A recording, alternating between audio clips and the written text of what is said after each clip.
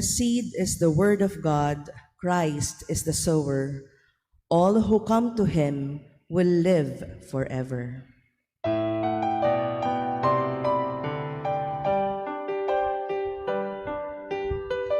Alleluia, alleluia, alleluia.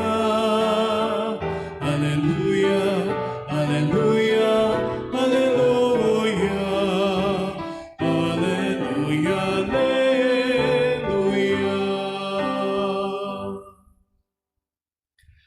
The Lord be with you. And with your spirit. A reading from the Holy Gospel according to Saint Mark. Glory to you, O Lord.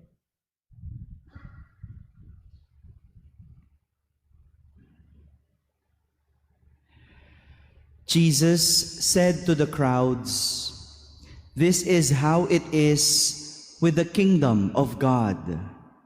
It is as if a man were to scatter seed on the land and would sleep and rise night and day.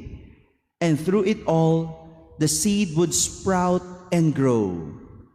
He knows not how.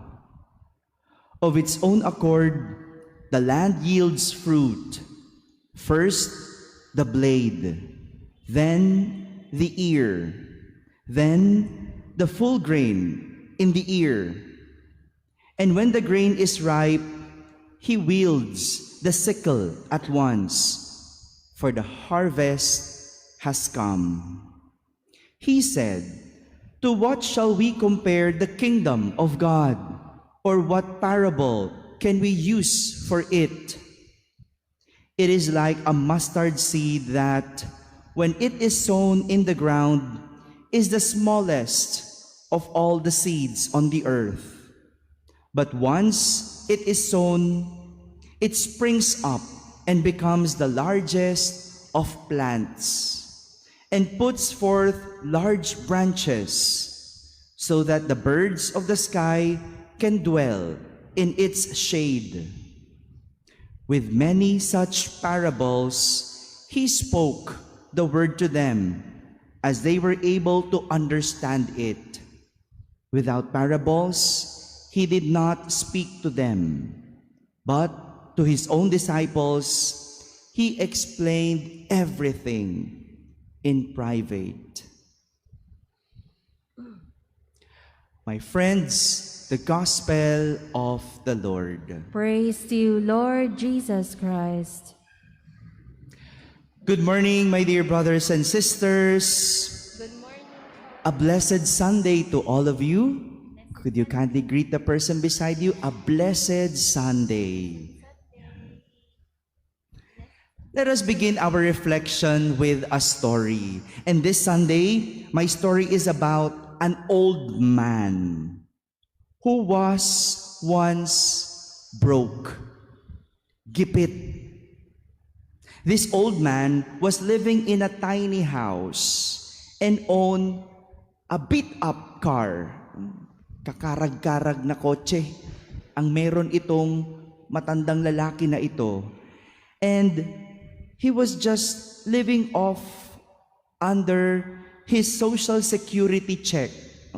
May pension, pero napakaliit ng kanyang pension na halos hindi siya mairaos sa bawat buwan. At 65 years of age, he decided things had to change. 65 years old, nag-iisip pa na magbago. No? 65 years old, nag-iisip pa na baguhin yung kanyang buhay. Sa atin, ang babata pa at ang lalakas, pero ayaw mag-isip ng pagbabago sa buhay. This man, at 65, he decided to change things that are happening in his life. Hindi pwedeng laging gipit, sabi ng matandang ito. And so, he thought about what he had to offer. His friends raved or liked his chicken recipe. And so, he decided that this was his best shot to make a change. Ito yung kanyang pagkakataon, yung kanyang chicken recipe. Ito lang yung kanyang tanging mayroon na matibay na pwede niyang pagsimulan. And so he left his town and traveled to different states to try to sell his chicken recipe. He told restaurant owners that he has a very delicious chicken recipe. He offered the recipe to them for free, libre. He's just asking a small percentage on items sold. Sounds like a good deal, right? Libre na ito. Bibigay niya yung kanyang recipe, pero bigyan lang siya ng kaunting porsyento sa mabebenta. Good deal na sana. But unfortunately, not most of the restaurants would agree. He heard no over 1,000 times. 1,000 times. He was rejected, but he did not give up because he believed his chicken recipe was something special. And he got rejected 1,009 times. 1,009 times. Sa mga nare-reject dyan na isang beses pa lang, nakakahiya naman dito sa matandang ito. 1,009 times he was rejected before he heard his first yes. First and only yes.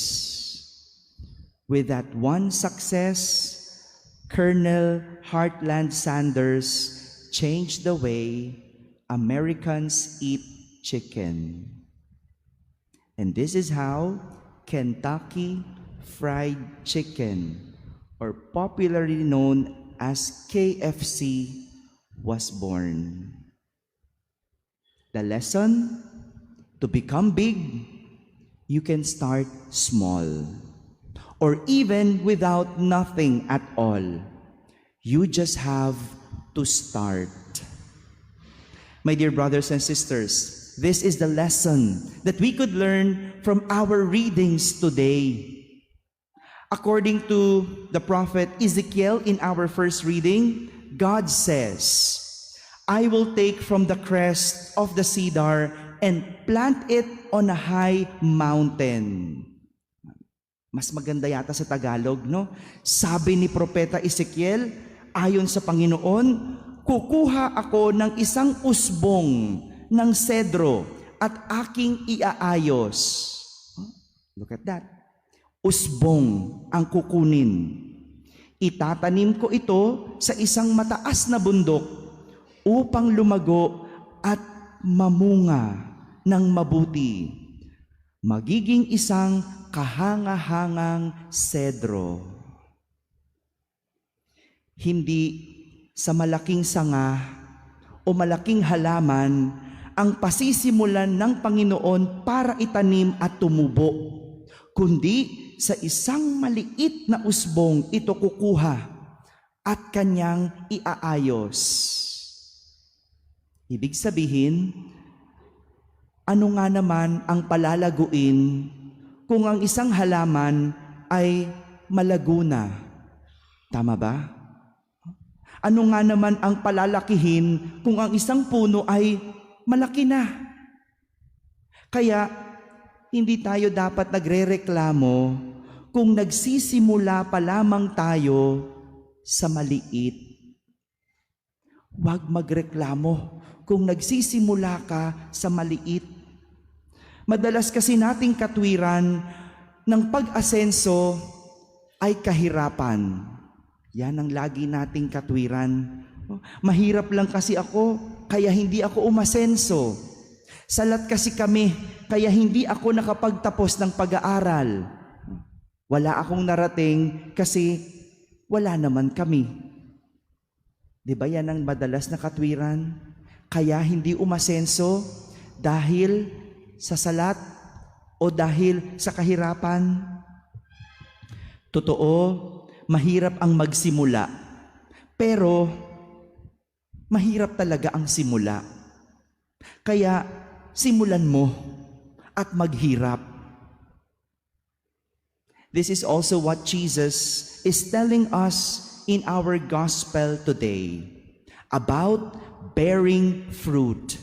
Could you say that? Bearing fruit. Yan, pampagising lang po. No? Bearing fruit. That is what our gospel is about. And he even used 2 parables to raise his point, to explain his point. The first parable is about a man who scatters the seed on the land. Nagtanim, ikinalat ang binhi sa isang lupain. He sleeps and rises night and day, and no one knows how the seed would sprout. Dito ipinapakita na walang nakakaalam kung paano umuusbong ang isang binhi. Pero para ang binhi ay tumubo, kailangan mong itanim. Kung hindi itatanim, walang tutubo. Gaya ng kung hindi mo sisimulan, wala kang magiging katapusan. Tama ba yon? Kung di mo sisimulan mag-aral, hindi ka matatapos. Kung hindi mo sisimulan, hindi ka aasenso. Kaya nga, kailangan magtanim para may tumubo. Dahil kapag may tumubo, sa huli, magkakabunga. And this is what the second parable is about. How a mustard seed, the smallest of all seeds on earth, could grow and become the largest of plants. Alam niyo yung tinutukoy na mustard seed ni Jesus, hindi yung mustasa natin. Yung mustasa natin, yung gulay, di ba? Yung nilalagay sa sinigang, di ba? Sinigang na sa miso. No, hindi yon. Yung mustard na sinasabi ni Jesus, yung mustard seed, nakakita na kayo ng linga. Yung sesame seed, di ba? Ang liit nun, hatiin mo pa sa kalahati. Kanyang kaliit. Pero pag tinanim, tumubo, singlaki ng puno ng mangga. In our second parable, pinapakita naman sa atin ng talinhaga na anumang maliit sa simula, pwedeng umusbong at lumaki sa huli. Kaya huwag matakot magsimula sa maliit. Huwag matakot magsimula sa maliit. My dear brothers and sisters, remember this. Those who enjoy harvest are the ones who worked best. Those who enjoy harvest are the ones who worked best. No one or no work, no harvest. So start working and do your best until you reach your harvest. No work, no harvest. Sabi ni Pope Francis, 8 minutes lang daw ang homily kasi matutulog na kayo. Tapos na ang homily. No work, no harvest. Start working until you reach your harvest. Amen.